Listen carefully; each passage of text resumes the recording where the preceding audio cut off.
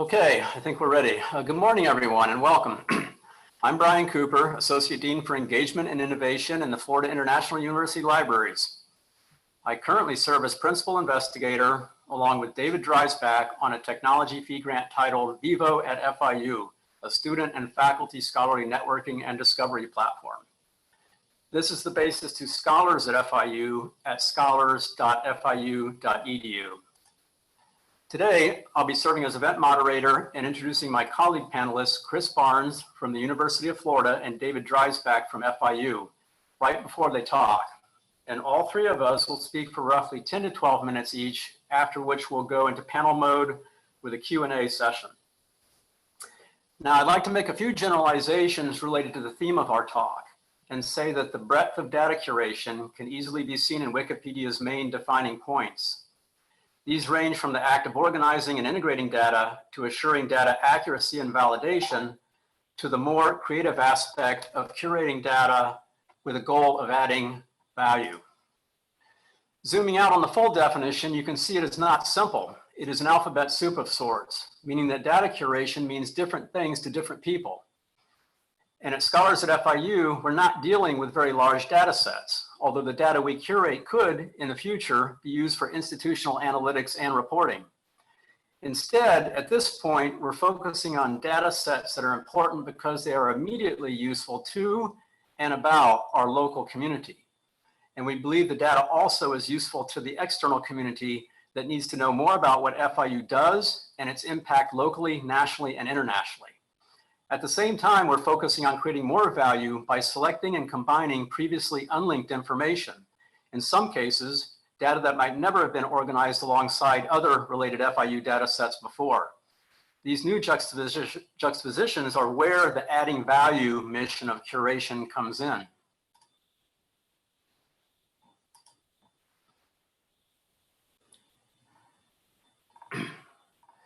But before newcomers consider what they will curate in an expert system, they might want to read a report we found interesting titled Practices and Patterns in Research Information Management, and that Rebecca Bryant noted in her keynote presentation.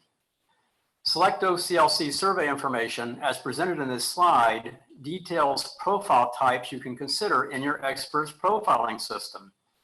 In other words, these are curatorial trends in other systems based on personal record types, and they can start you thinking about how you might structure a funding proposal or plan long-term curation. Another way of seeing this bar graph is through a term, identity data curation, which I found in another paper.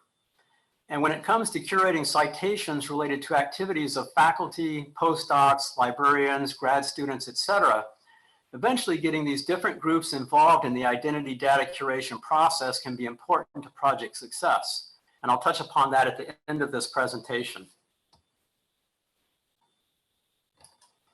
For now, though, I'd like to mention that Scholars at FIU started down its curation decision path because of our target funding source. Funding came from student technology fee grant dollars that stem from our state statute that created the funding source to benefit state universities. Hence, it was important early on that we envision how we would make this specifically a student benefiting tool, along with clear networking and other benefits to FIU faculty. This imperative shapes what we curate. We also included students as an important consideration in curation because we wanted to draw them as early on as possible into awareness of the research lifecycle and their potential role in it. This curation philosophy also is reflected on the website.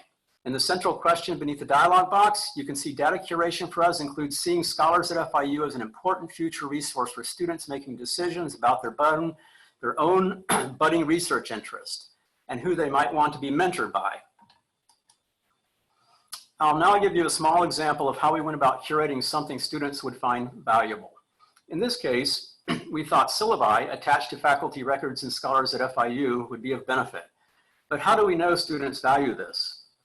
Curatorial decisions might be as simple as basing it on informal discussions with user groups. In my case, I showed some students, including a Student Government Association representative, our site. All agreed they would like to see syllabi and course information in advance of taking a course. I also embarked on curatorial ramblings across our internet domains and subdomains. This allowed me to discover some very polished online syllabi to other departments, as you see here. The next step was to reach out to the owning unit. I made a few phone calls to see who we needed to meet with to establish a working relationship. Our contact became the Technology Development Manager in the Department of Online Web-Based Courses. At a meeting with his team, we discussed our need for a spreadsheet, essentially an export of their data. More specifically, we needed it in CSV format and saved in UTF-8 text encoding, which are options within Excel. This is a part of the test spreadsheet we received. In this case, the total test load was 782 lines of data. From left to right, you see section and course IDs, course title, FIU instructor name, and the syllabus link. But an essential data point is missing, a column containing what we call Panther IDs associated with each faculty member. Without such a matching data point or personal identifier, it is impossible to load this data into Scholars at FIU and associate it with a wealth of additional data tied to the personal profile of the teaching faculty. We had discovered that the art of data curation in some cases includes contributors insisting on limits to what they will provide. Specifically, their team leader said they only would provide already publicly available data. They did not feel comfortable adding the Panther ID to this sample set or to a future feed. They suggested we could request a matching Panther ID from FIU's PeopleSoft team or make an official request with the Office of Academic Information Management. However, David Dreisbach, our PeopleSoft expert, was able to quickly take the section ID and match to a data file he had access to that had both the course data element and the PID, and he aligned the missing column of data. Overall, the resulting collaboration between separate units was successful, and we learned that team building and compromise are often essential to curation and key to building an institutional culture of data sharing. Now, I won't go into much detail here, but I'd like to know, I know of two methods for loading curated spreadsheet data in a Vivo system. It can be a Python script, which quickly and easily converts the CSV data into linked data and triples and adds all to the graph database of Vivo. And please know that we at FIU would be happy to share a Python code or any Python code that we have with anyone here in the state of Florida who wants to become a Vivo adopter. Another option that we did not use is to model CSV data to linked data using Karma, a WYSIWYG system that non-coders, such as library catalogers or others, could use to model the CSV information for ingest and within the Vivo loader. So where did the syllabi data get loaded? Here is the faculty profile in Scholars, which defaults to the Publications tab. But all the student needs to do is select the Teaching tab, and they will be able to see the courses she teaches. And if clicking on the spring term 2019, you can see the spreadsheet data that was curated with students in mind and where they can access the syllabi through the web page link. And in the future, we plan to enhance student access to the syllabi, making it possible to acquire without having to drill down with so many clicks. Here are other data elements we've been working on using the spreadsheet process. Faculty photos involve time spent visiting each school and college website and downloading by student interns who associated the photo with information they manually entered in a spreadsheet template. This was done largely with the help of a masked at FIU high school student under my supervision. We also used an API to extract previously entered citations from our Interfolio faculty reporting system, which faculty reviewed for accuracy before loading.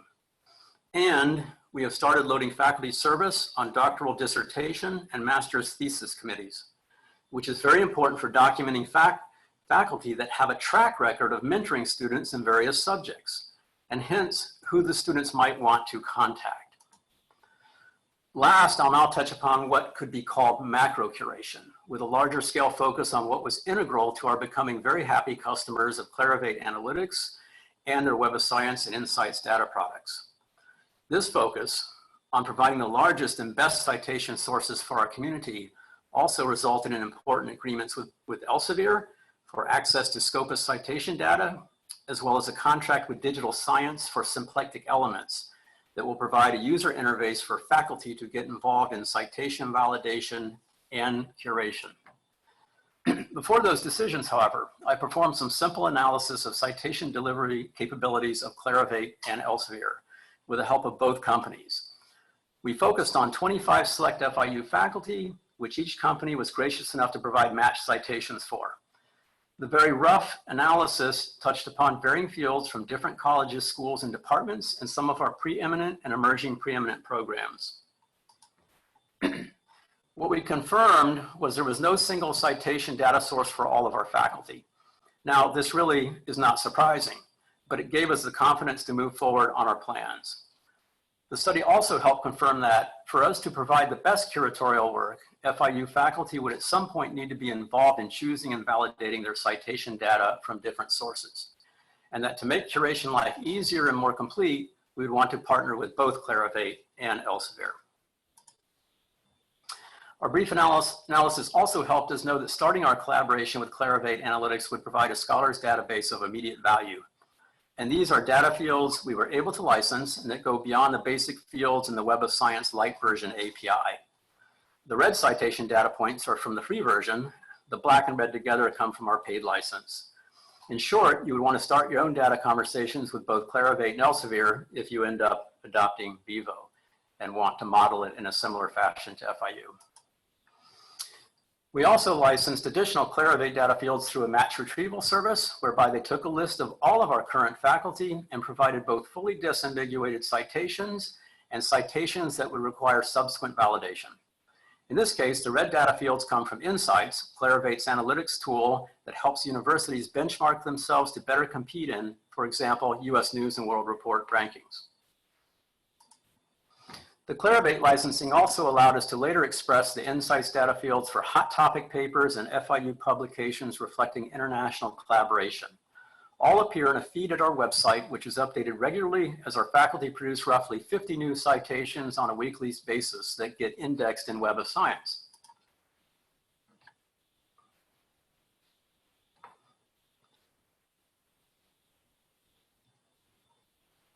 And here's what Clarivate's industry collaboration and open access data points allow us to showcase.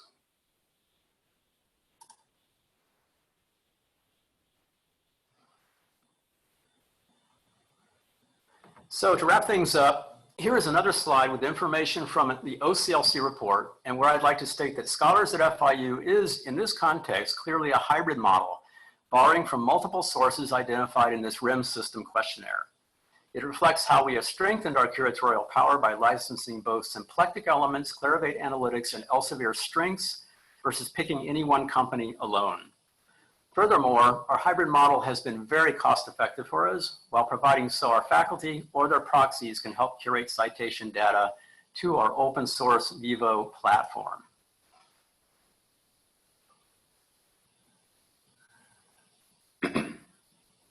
So to wrap things up,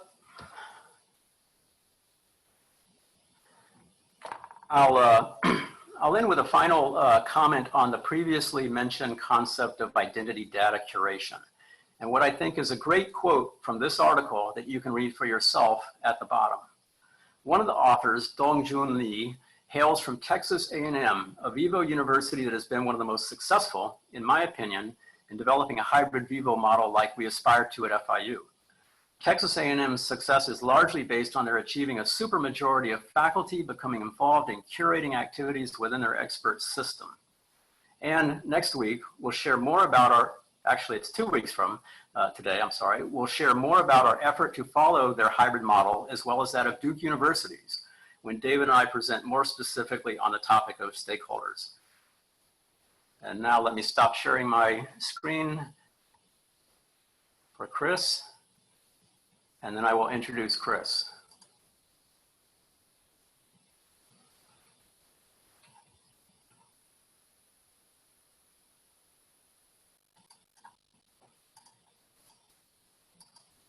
You're spotlighted, Chris.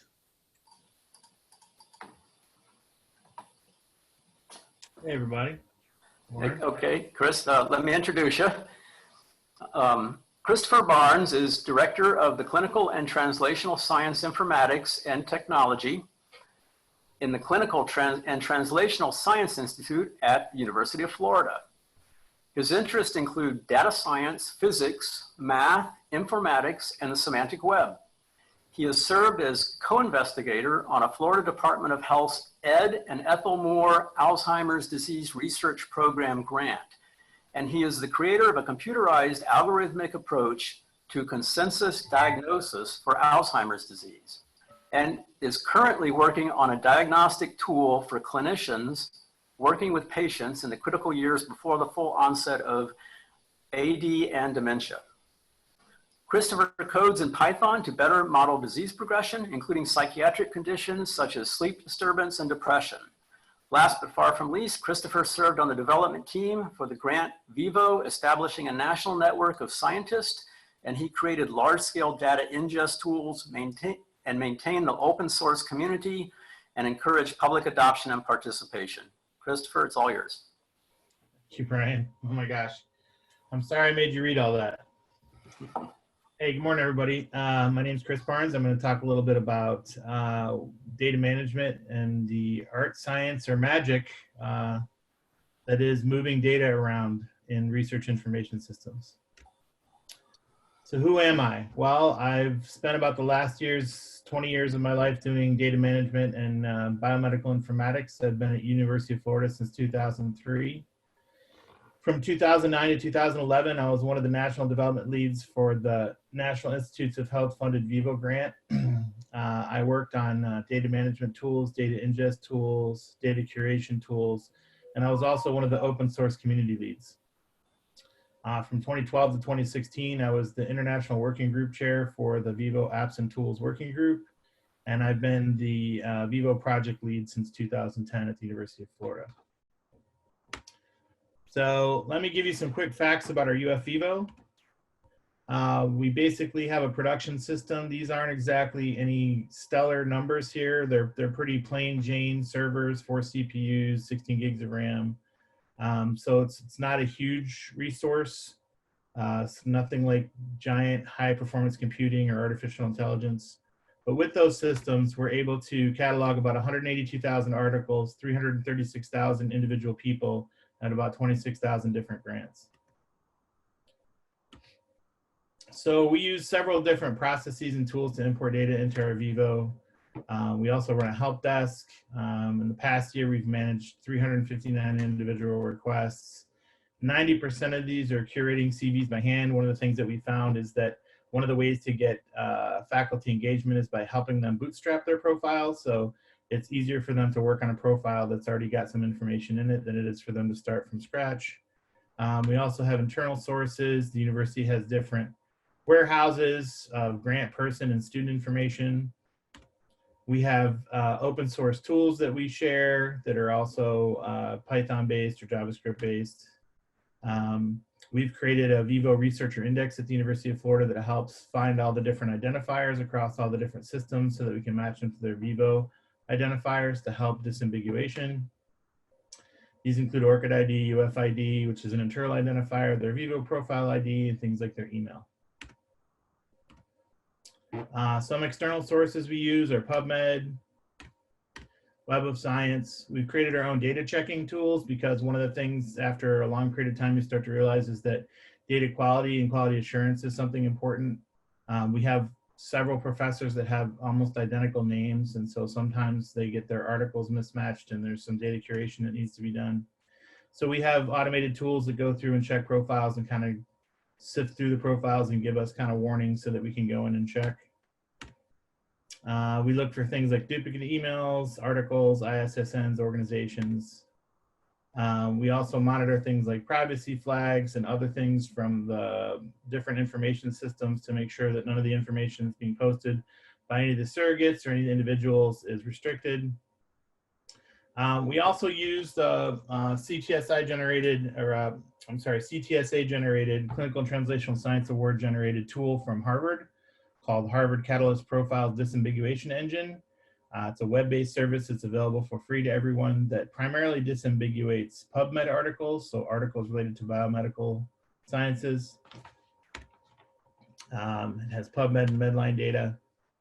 There's a link here that you can go and read more information about it. It's pretty interesting. When you feed it known PubMed IDs, it'll feed you back what it thinks are the PubMed IDs of the person that you have, and it's got a very high success rate or accuracy rate. It's algorithmic based, but there's been a lot of manual curation that Harvard's put in.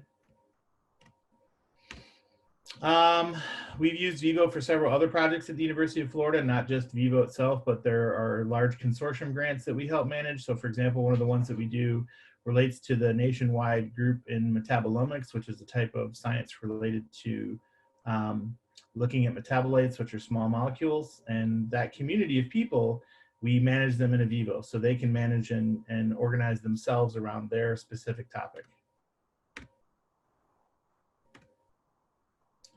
So my talk today, and I'm going to try and be quick so we can give David as much time as he needs, is data management art, science, or magic? Well, I'm going to tell you a little bit about the process here. It's not very much more about anything in specific, but it's more of a general approach that we use at the University of Florida when we're trying to tackle a new problem. Say there's a new type of information that we want to bring into our Vivo, or there's a new category of information. This is typically the process that we go through. So data management often feels like this, right? There's just kind of a lot of pieces trying to come together, and it feels almost overwhelming at first. But in the end, we're all trying to aim for this, right? A nice, even data's on one side, it's all flowing nicely, and it's all organized, and it's all timed. So we go from the actual to the ideal, right? So what is it? Data management somewhere in the middle. So typically our approach at UF is when we try to understand bringing in a new data source, we have a specific design process we follow. Anybody that's familiar with Six Sigma or any of those other tools has probably heard of SIPOC before, SIPOC. You look at managing or designing or identifying your sources of data, the inputs, the processes that are going to be involved with the data, what the data outputs would look like, and who are the consumers of the data. So what does that mean? So sources, right? So sources, it's important for you to really spend some time considering and identifying sources of information, because there could be the same source, right, for the same piece of information. Something as basic as first and last name. And at UF, for example, it became such an issue as to where the source of record was for different people, just their names, that UF finally created a UF-wide project called the Person Hub around centralizing all the critical facts known about people. So it became better, for example, to get your person data from the Person Hub, which had all the true facts about people, than it was to try and get it from PeopleSoft. So, inevitably you'll be looking at different accounting systems or other systems to get your data, but identifying which sources are authoritative, is going to benefit you in the long run. And that seems intuitive, and it is. Inputs, and this is where it gets a little more complicated. So inputs are the process where you start evaluating the types and formats of the data that come from your source, because this can also help you decide if you're going to use the source or not. So for example, we have the internal identifier called UFID. It's 8 digits. In a lot of systems, well, not a lot of systems, in various systems, like the system that stores photo IDs, they store it with a dash in it, right? And when they display it in an identifier, you'll see a dash in it. Well, other systems that we want to match it to, a higher number of systems do not use the dash. So, there's a choice there that you can make as you start evaluating which system you're going to choose these inputs from. Is that dash going to be a problem, not a problem? And of course, no good institutional identifier data is good without leading zeros, right? Those are fun to deal with. So then processes, right? So what processes are you going to have to perform on this data? So again, this is all on the whiteboard or on a piece of paper analysis, but this can save a lot of time and effort around the data management process for bringing in a new type of data.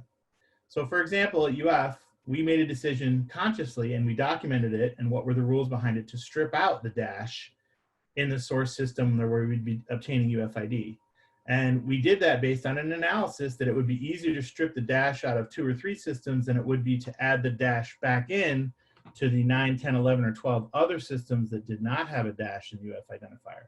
Either way, we were trying to make a conscious decision to document a business rule that we identified and a process that we would create to manage the input data.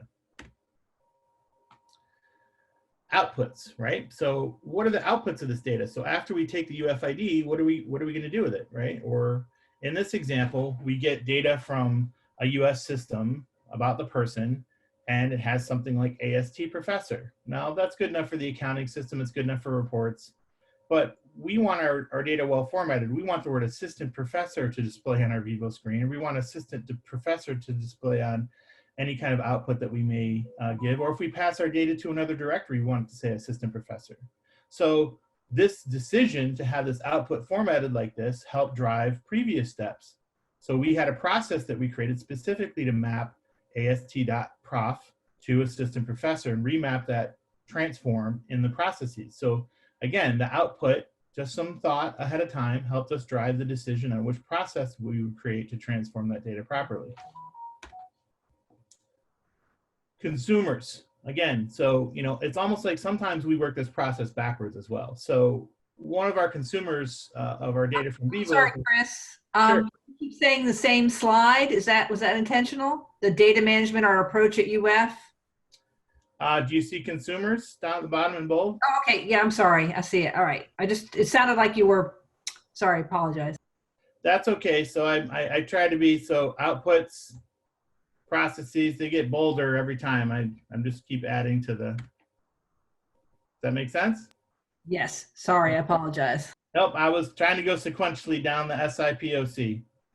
So one of our consumers of our data at UF for Vivo is the UF Health Directory. And this is a directory that consumes our data to help create clinician profiles so that people that are searching for medical professionals can see some information about them, their background, their education, what type of research they do. And so in working with our consumers of the data, we added to the metadata of our Vivo, we made some filters and ontological changes to our ontology in Vivo, our data design, that would help them on their side be able to pull out and filter and group information that made it more convenient for them to use. So again, this is another example of a design process that helped us facilitate people using our data. And there's so much work that goes into curating the data in the front end that we wanted to make sure it was easy for people to use it on the backside. So again, these are just some examples of a simple process that we use to help identify different characteristics about the data pipeline that can help the data become more useful and not just static and sitting in a bucket. So is data management science, art, or magic? I'll leave it up to you guys to decide, but thank you.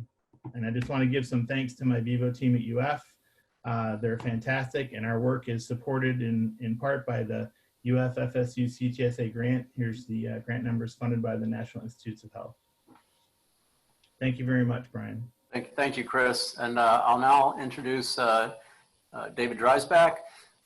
David serves as Assistant Vice President for Research within the Office of Research and Economic Development and University Graduate School at Florida International University. In this role, he provides leadership in technology and information management initiatives impacting the university's research, innovation, and economic development and graduate studies processes. He has served as a member of Oracle's Product Advisory Board and is currently the university's technical representative for the Federal Demonstration Partnership for the FDP, and it's an association of federal agencies, academic research institutions with administrative, faculty, and technical representation, and research policy organizations that work to streamline the administration of federally sponsored research. He is co-project manager for the Scholars at FIU Discovery platform, and he has been a key partner in building bridges across the university on other scholarly data initiatives and working groups. David? Thank you, Brian. Can everybody see my screen fine and see me okay? I can see it. Perfect.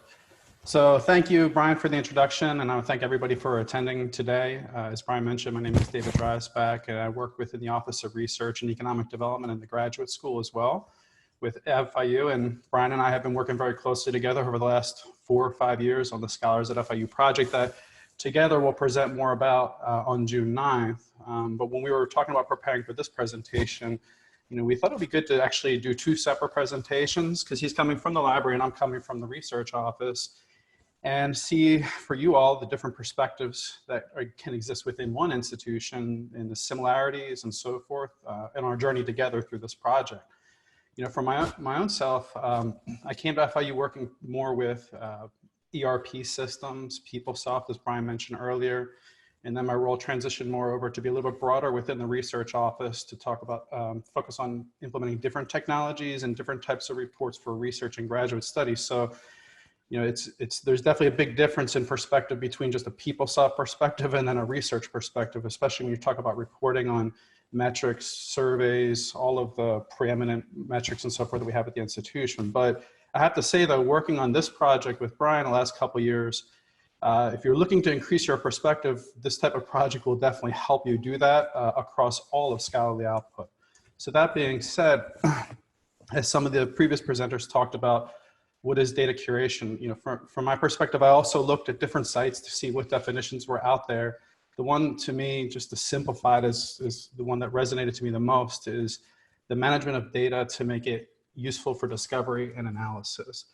You know, I think that it goes without saying today, but we are all inundated with data. Everybody is, and data is everywhere. And the challenge is really to filter down the data in a way that allow you to make decisions and people around you to make decisions and all your stakeholders. So it's not just humans that are processing the data, it's also systems that are ingesting the data as well too, more so now. So as you know, I think it's been mentioned in the past, these systems often feed search engines like Google and so forth. So, you know, data is everywhere. And I think that's where curation is this process. Essentially, if you look at the diagram there, you know, I have all of these data points and it's really what you're doing to manage that data to make it useful. I think that word useful to me really resonates. And ultimately, you know, what data curators are doing is taking data from different sources, and when adding it together, it's more valuable because you see all of those dimensions of the data and connections.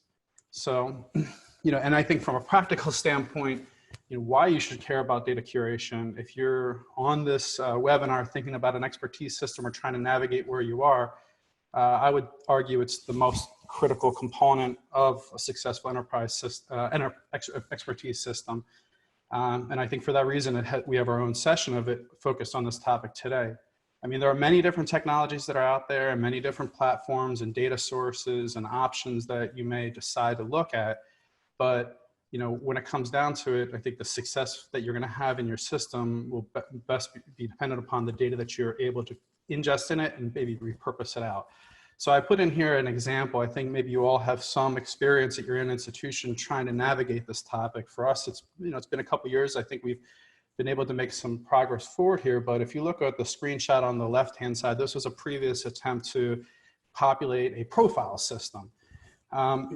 You know, I think it's maybe not the prettiest looking site. And, you know, over the last 20 years, I think the visual aspect of the web has come a long way to the point where now you could actually put together a quick profile, look at a nice looking site for somebody within a couple of hours, the actual structure of it. But if you look at the two screenshots here, you have on the left-hand side, when you focus on the data, you know, on the left-hand side, the old system that was not successful, the name of the person's incorrect, right? There's also no photo for the person. The department name is not exactly how the department would call it. Also in there, you'll notice that the titles, like I said, the department description, and on the left-hand side, you'll notice that, for instance, research, the definition of research is really just sponsored projects, and you have a start and end date. And essentially the data is really flat. There's no linking to anything there. So you just come, and I think the biggest thing is that Dr. Mills herself would have to maintain this herself. So with the Scholar site on the right-hand side, at this point, there's been no data entry required by her. Based on curation processes, we've got her name right, her photo there. And now you can see that the data itself is a little bit more interactive. So I think that's, and also you can notice on the right-hand side, there's more visualizations based on the data. And that's all, to me, the reflect of working on data curation here, which we're talking about today.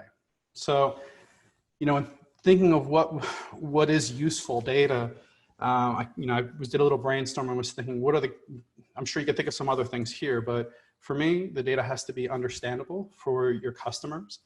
And with an expertise system, that's a lot of different types of customers potentially. You have undergraduate students potentially looking at this that don't know the specific scientific terms that they're looking to get into.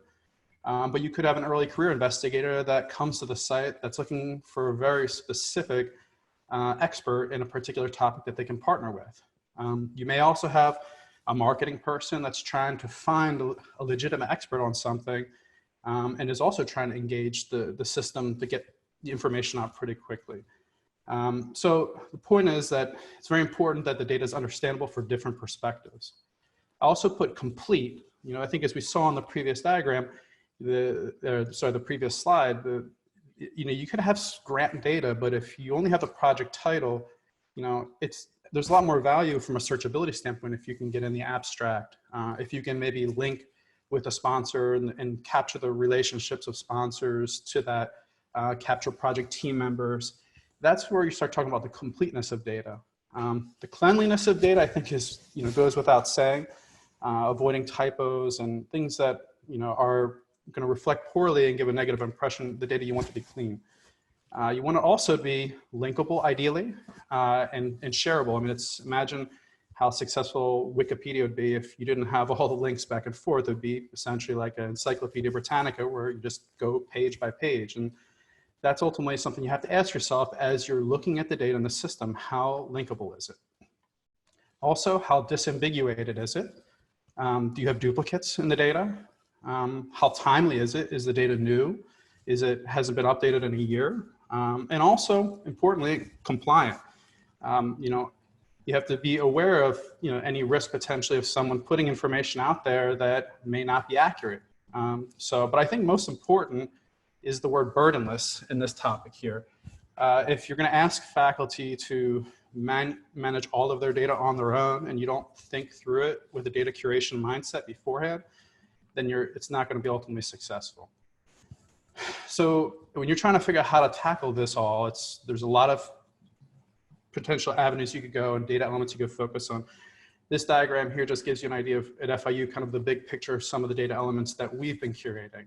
I would argue, though, that as you drill into it, probably the heart of a lot of these expertise systems, it really comes down to the people, the organizations, sponsored research, and publications. And that's just an other scholarly output. That's a very general term. And even in that, you can define that in many ways. If you were to ask a librarian, it doesn't probably do it justice. So for the purposes of today, I would recommend if you're trying to navigate this, focus on the data area that you are most comfortable with, or you may know is very solid at your institution. So that's kind of, I'm going to take you through an example now of the organizational data that we curated. Brian talked about syllabi and course that was there, and I think organization would be good because everyone in the institution shares the organizational data element and something we probably all can relate to. And it's also not something that is extremely a lot of data, right?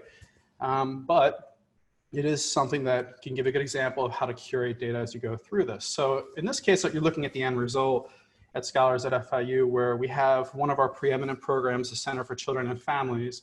And you can see there's an overview of it. There's also the URL, so you can link to their website. Affiliated faculty members. There's also visualizations of the metadata associated with their publications.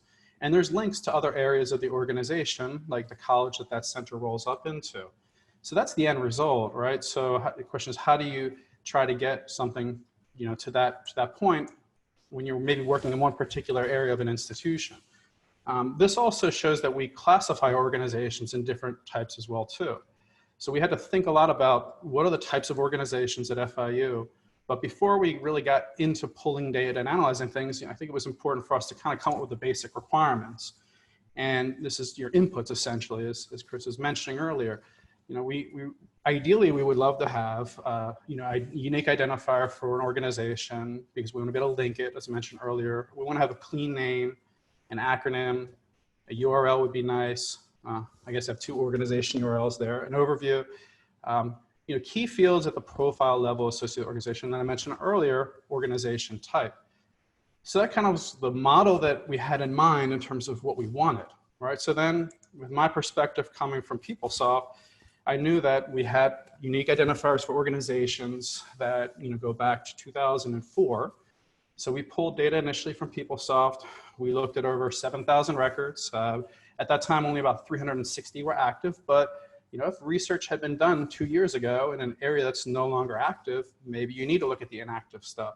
So it took us a little bit of time, not too long, but we were able to narrow that list down to about 300 or 400 organizations. We also noticed in the process that the organizations had different roll-up structures depending upon which part of the ERP system we were looking at. You know, from a student standpoint, there's a different roll-up structure for student purposes. For HR, there's different roll-up for different HR business processes. And obviously research has its own complexities of rolling up and giving credit and all that type of stuff. We also, I think a big finding is that the department ID, the description of it, really wasn't ready to be shared with the world. There was a lot of limitations around the length of it. So a lot of times things have been concatenated and shortened down, abbreviated, maybe never even updated. So with that, we also noticed that there were also some key organizations inside the institution that were not even inside of PeopleSoft. So at this point, we haven't done anything extremely technical except just maybe pull some data, look at it, kind of model it. And I think the next key step in looking at organizations was to look across the institution. On the left-hand side, you have the main FIU website, you have the college's website, and then you have the center's website itself. So, you know, looking and understanding what the name is, what is their URL, those types of things, you're not going to have all that information in one place, but if you know ultimately what the model of the data is for organization, you can work towards curating it and building it out. And ultimately, as a result of looking at the different websites across campus and seeing how they communicated themselves to the public, we revised our spreadsheet to come up with the key data elements we wanted to capture. It's maybe a little bit hard for you to see all of this, but it's a fairly straightforward spreadsheet with, as you notice here, it says final name, because after a bit of time, we wanted to come up with the exact correct name. We've made comments and document about you know, our curation notes and so forth, and also categorize the departments and organizations. So once we did that, then we had a data source that we felt had been curated. We converted it to CSV. And as Brian mentioned earlier, using Python scripts, ingested it into the Vivo ontology. And that's how we have now the data inside of Scholars Today related organizations. So in summary, when it comes back to the art of data curation, I think understanding the information needs of various stakeholders is key. Documenting and modeling the data, maybe beforehand if you can. Assess institutional status of a particular data element. Scan the institution and try to see where you're at and find people, which is the last point. Develop relationships across data silos. And I think for me personally, I think it's important to strive for the quality of the data over the quantity. That maybe goes without saying. As we look forward, you know, the science of data curation too, we have, I think there's certain technical skills. Project management, I think there's certain tools and techniques that will help you manage scope in this process, which I think are important. Obviously, data analysis skills, being able to pull data from systems and doing, you know, SQL, Access, Excel, playing with the data. Then we have some more advanced platforms like symplectic elements that Brian mentioned earlier that will help with our disambiguation. Then you also have, you know, semantic web technologies that we're working on a lot at FIU, and you know, various programming languages. And in the future, we're obviously looking to get more into machine learning and having that interact with the data that we have curated inside the system. So that being said, I think as we look forward in the curation process, you know, we're going to try to automate more the curation. Obviously, we learned a lot in the process, but you know, there's room for automation. Some data sources are very automated, but some still need a little hand-holding to curate them. We're also looking to link additional data and link it to new data sources, as well as sharing of the linked data to other websites. And as I mentioned earlier with machine learning, maybe some type of network analysis and more proactive reviews and use of the data. So with that being said, that's pretty much it. And I will hand it back over to Brian that will facilitate the Q&A. Thank you, David. I see that Amy has sent a general chat message out to all attendees that they can raise their hand. Of course, they can use the chat to submit a question if they prefer. And I guess we'll allow people to come in with their audio, right, Amy? Yes, so we're in the process of getting everybody allowed to speak. So, but if you raise your hand, we'll get to you. So,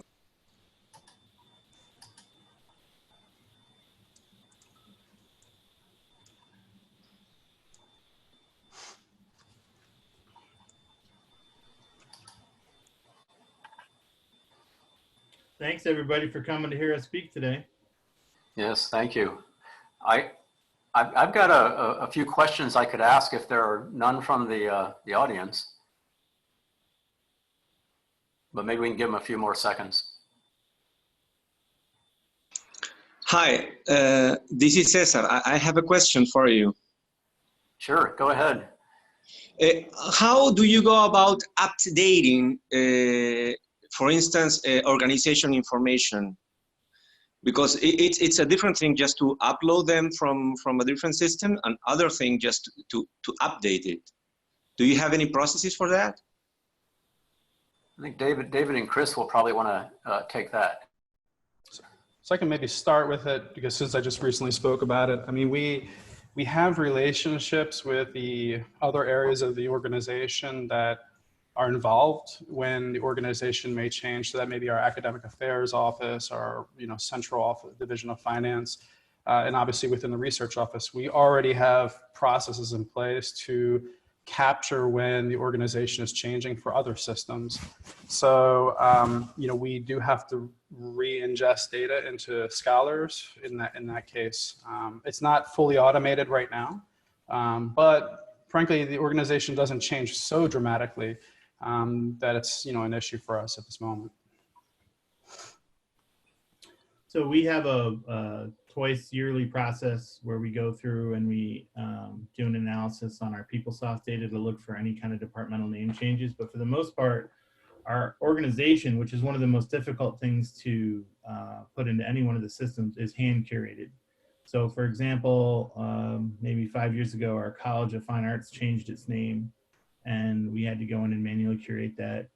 And sometimes we'll only see it coming in through our publications ingest, which is automated. We'll throw out an exception when it finds a department has changed, and then we'll find out a department has added something to its name, like policy and outcomes or some other name. And so someone will go in and hand curate that. But hopefully, like David says, for the most part at a university, most of that organizational structure is static. Well, that was a good question because it is challenging, and we hand curate most of our organizational structure. Thank you very much. Amy, do you see any other questions on your end? No, I'm not seeing any questions typed or hands raised. Well, I'd like to ask a general question. I guess of the panelists, including myself, how has the process of implementing an expertise system expanded your understanding of data elements across the institution? And how valuable is that process in your mind to the institution itself? So I think that to me, that's been one of the most rewarding aspects of working on this type of project, because you may already with your other responsibilities in job have to deal with sometimes the same type of data issues, like the name being wrong in another report or another system or the organization name. So just going through that curation process, you learn a little bit more about it at an enterprise level, and you also connect out with different individuals and try to come up with something that's ultimately valuable for the entire institution.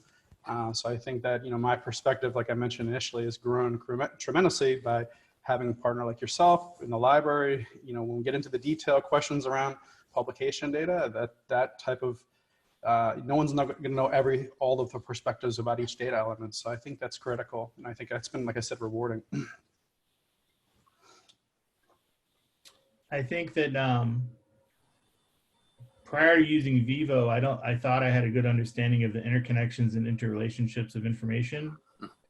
But after really exploring using ontologies, and I'll give you an example.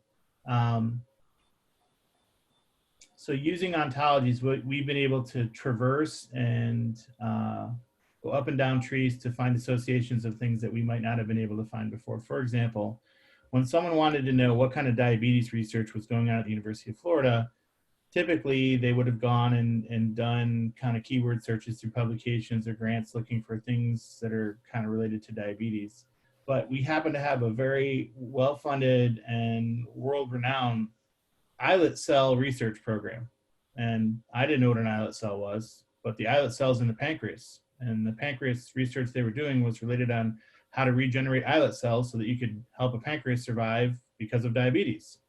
So that was an example of something that now that we've got that kind of information interlinked through ontologies from the National Library of Medicine, those are the kind of queries and that kind of search can be performed more structurally than it was ever able to be done before. And prior to using ontologies and understanding data interrelationships that are explicit versus inferred, we're able to do things that I don't think we were able to do before.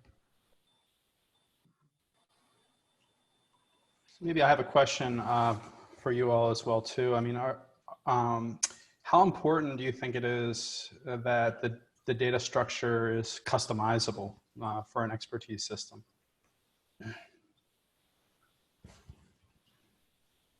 Well, from my perspective, that's one of the largest benefits of the Vivo system is its basis in the open source community and its flexibility.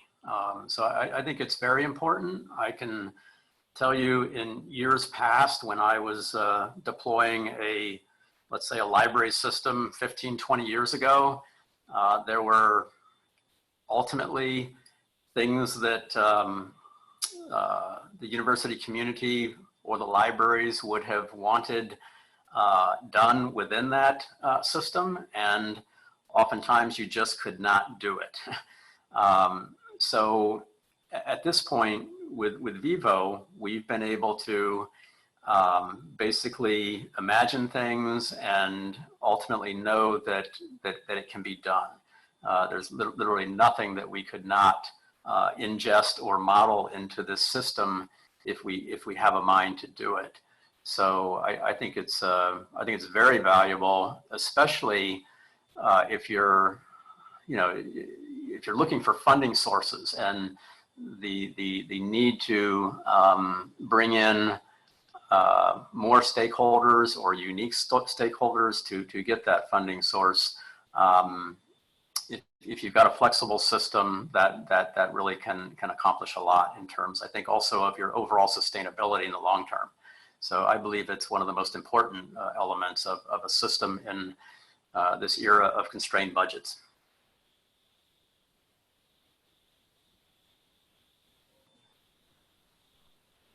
I think that, yeah, absolutely flexibility. And I think that it's given us a lot of opportunities to really think about the consumers of our data, because a lot of times we stand up a system, you spend a lot of money on it, you load it up with data, and then you kind of go, there it is. And we've now had better opportunities with these RIM systems, especially the ones that the three of us use, to really think about, you had a great example there with your previous system and then the newer version with the new profile. That had a lot more information that was designed to be consumed, like those different visualizations, for example. Those are fantastic, or the different, the trends, the little circles that show the heat trends of how many citations or how many tweets that those different pubs have. So yeah, the all-metric one is great. Yeah. Yeah, and so I think it's given us an opportunity to help better model and tune and deliver the data for consumption than we had before. Great. And maybe we've got time for maybe one last question. Can you all describe a time when you encountered a challenge in terms of curating institutional or other data and how you addressed the problem?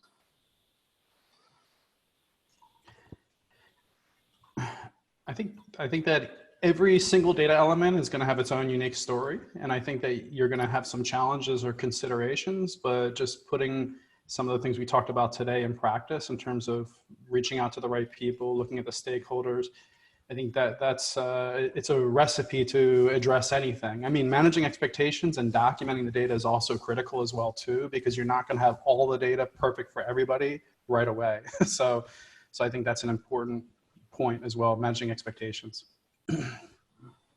I think the modeling disambiguation and trying to figure out who's who has always been a challenge. But I'll just say one thing, that if the people that are listening to our talk are interested in this, I highly recommend. I think one of the most valuable components of the Vivo project is not the software, it's the community of people. So there's a community of librarians and experts around the world that are on these forums that are totally open and willing, and they're very kind people. They're willing to answer questions. So as you guys have data modeling problems, even if you're not using Vivo, these are the kind of people that would be willing to answer them. And it's been going on, we're in our 10th or 11th year of a community, and there's a lot of historical information there too on data modeling issues with bibliographic information, and people are totally willing to share their experiences. So don't just listen to us and hear what we've done. Go out and engage that community, join some of the mailing lists, join some of the calls. It's completely open, and I think that's a great source of information for you too. I think that's a great point, Chris. Actually, you know, I've talked a lot about internal to the institution assessing it, but doing that a scan outside the institution, I would argue, is more important potentially, because you really find out there's some institutions that are doing it really well. Okay, fantastic. Well, thank you everybody for coming and listening to us today. Yep, Yes, appreciate it. thank you. Thank Thanks, you, guys. everyone. Thank you guys for participating. And we'll see everyone next week, where the session is creating a compelling case for an expertise system at your university. Talk to you later. Take care. Take care. Bye. Bye.